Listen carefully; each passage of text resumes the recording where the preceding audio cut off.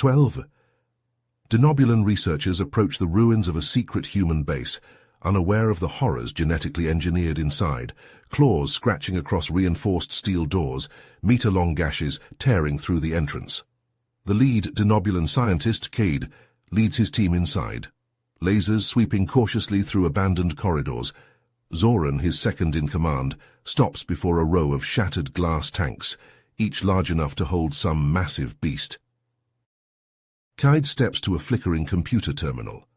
Zoran working quickly to recover fragmented research logs. What the...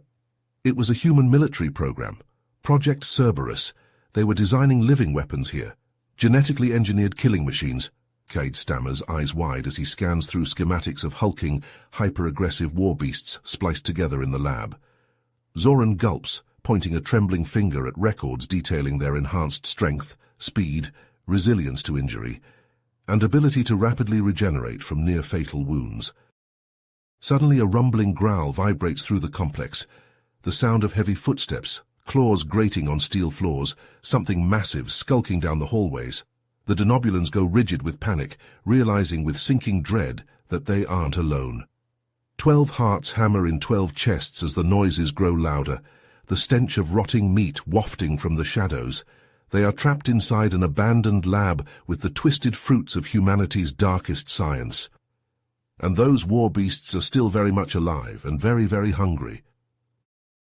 As Cade and his team stood frozen in terror, a massive, shadowy figure emerged from the darkness. The warbeast stood nearly 3 meters tall, with rippling muscles, razor-sharp claws, and eyes that glowed an eerie red. A torn label on its shattered containment tank designated the creature as Alpha-01. The beast let out a deafening roar before charging at the Denobulan researchers. In a panic, Zoran rushed to the blast doors, frantically attempting to seal them and block the warbeast's path. But the creature's strength was immense, and it easily tore through the reinforced metal with its bare hands, as if the doors were made of paper. The Denobulans scattered, their hearts pounding in their chests as they desperately sought cover in the maze-like facility. Cade found himself in a dimly lit storage room, his breath coming in short, ragged gasps. As he pressed himself against the wall, his hand brushed against a small, handheld device. With trembling fingers, he picked it up and realized it was a personal log, written by a Dr. Marcus King. As Cade began to read, a chill ran down his spine. The log detailed Dr. King's growing unease with Project Cerberus. The warbeasts, he wrote, were created using a combination of genetic engineering, cybernetic enhancements, and forbidden xenotech. They were becoming increasingly difficult to control, displaying signs of heightened aggression and resistance to their programmed obedience. Dr. King's final entry, dated mere hours before the facility's apparent abandonment, warned of a potential containment breach and the dire consequences that could follow. Cade's heart raced as he heard the screams of his fellow researchers echoing through the facility, followed by the sickening sound of tearing flesh and crunching bones. The realization hit him like a punch to the gut.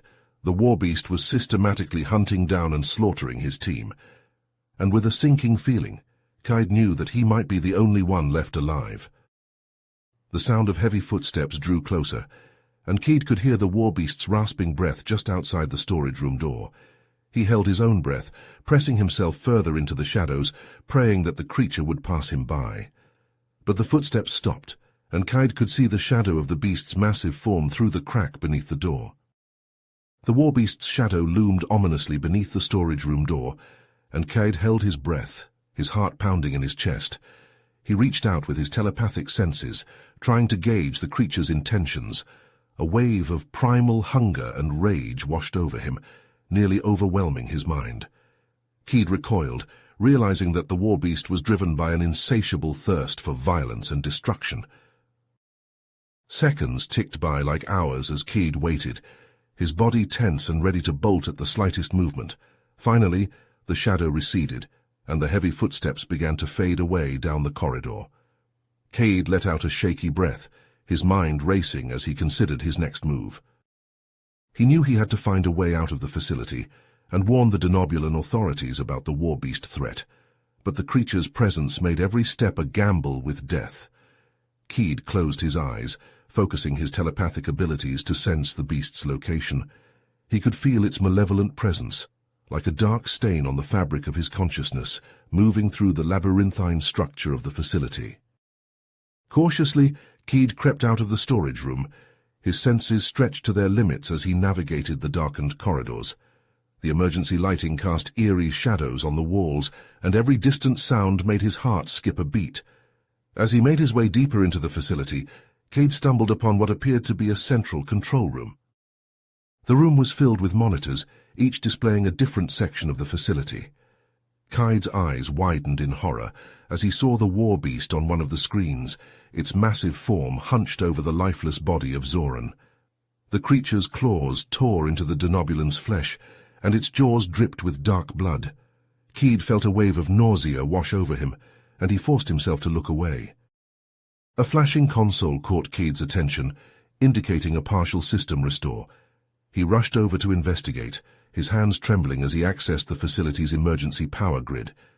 It seemed that the Warbeast's escape had triggered a failsafe, bringing some of the facility's systems back online. As Cade delved deeper into the system, he discovered a chilling truth. Project Cerberus was not an isolated incident, but rather one of several similar initiatives scattered across remote human colonies. The files revealed that the Warbeasts were designed to be controlled through neural implants, linked to a central command hub, located somewhere within the facility. Cade's mind raced as he processed this information. If he could find the command hub, he might be able to stop the Warbeast and prevent further bloodshed. But the thought of confronting the creature again filled him with dread. Steeling himself, Cade set out to find the command hub, his heart pounding in his chest as the echoing roars of the Warbeast grew closer. The corridors seemed to twist and turn in on themselves, and every shadow held the promise of death. As Cade finally reached the entrance to the command hub, he froze in terror.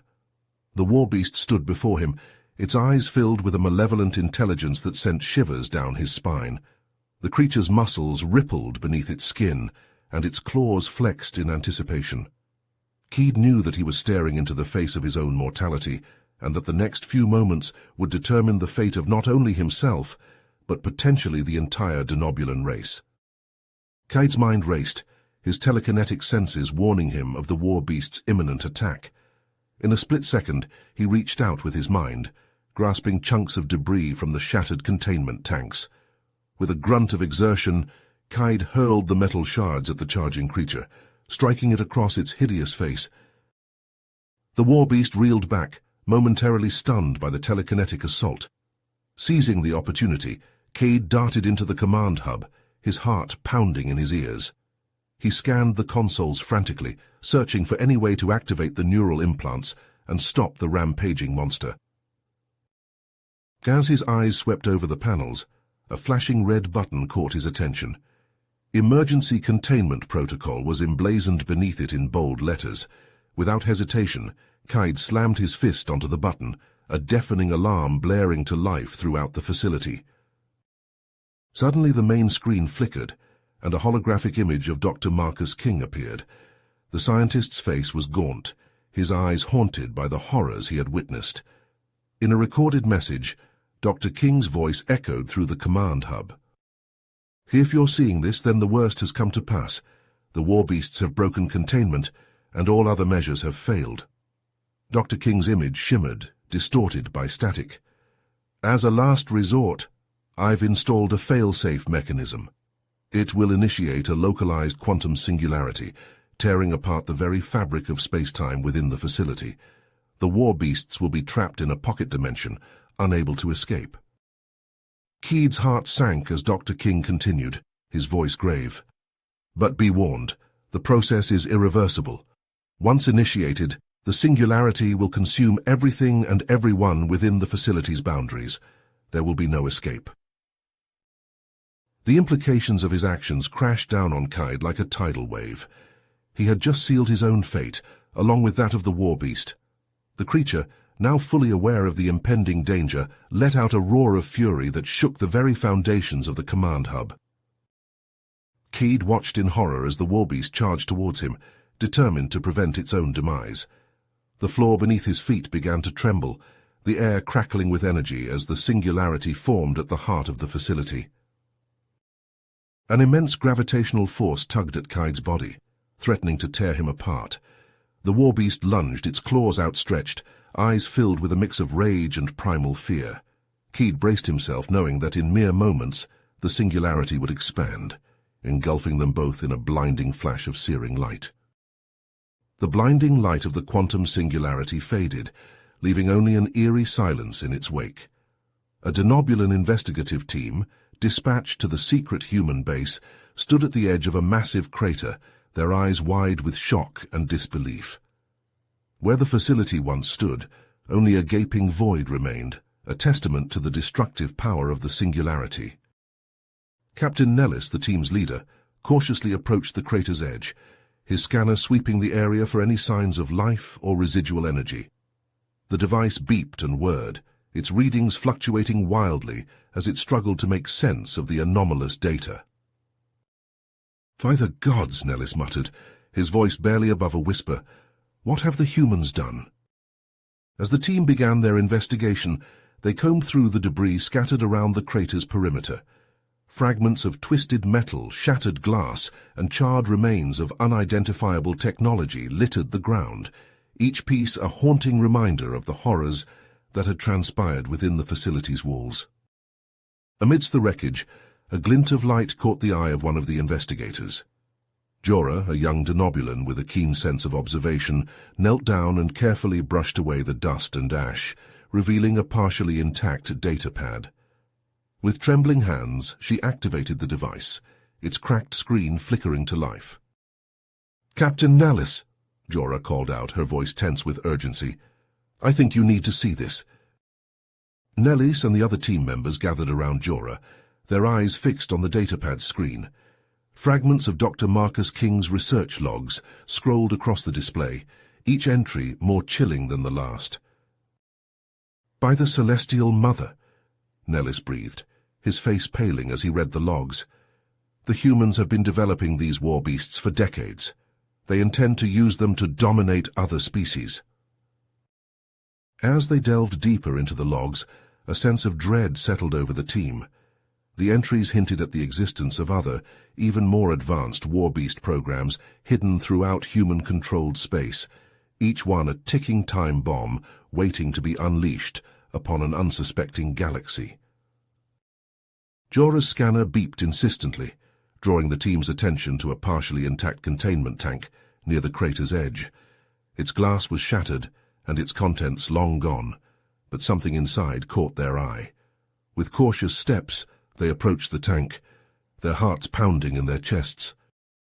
Inside the tank, amidst the shattered remains, lay a single blood-stained dog tag. Nellis reached in and carefully retrieved the tag, his fingers trembling as he read the name etched upon its surface. Marcus King.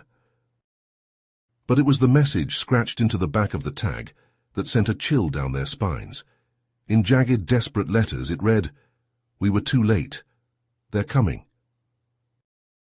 The Denobulans exchanged glances, the weight of their discovery settling upon their shoulders like a leaden cloak. They knew that they had stumbled upon a threat that could engulf the entire galaxy in chaos and destruction. As they prepared to leave the ruins of Project Cerberus, Nellis turned to his team, his voice grave. "We must act quickly. The humans cannot be allowed to unleash these abominations upon the galaxy. We must find the other facilities and neutralize them before it's too late." But even as they departed, a nagging doubt tugged at the back of their minds. Somewhere out there in the vast expanse of space, the warbeasts were waiting, their existence a looming spectre of the horrors yet to come. You have reached the end of the story. If you enjoyed this story and want to support us, please leave a like and subscribe to our channel, and for every comment that says 88, I will heart every single one of them. Thank you for your time.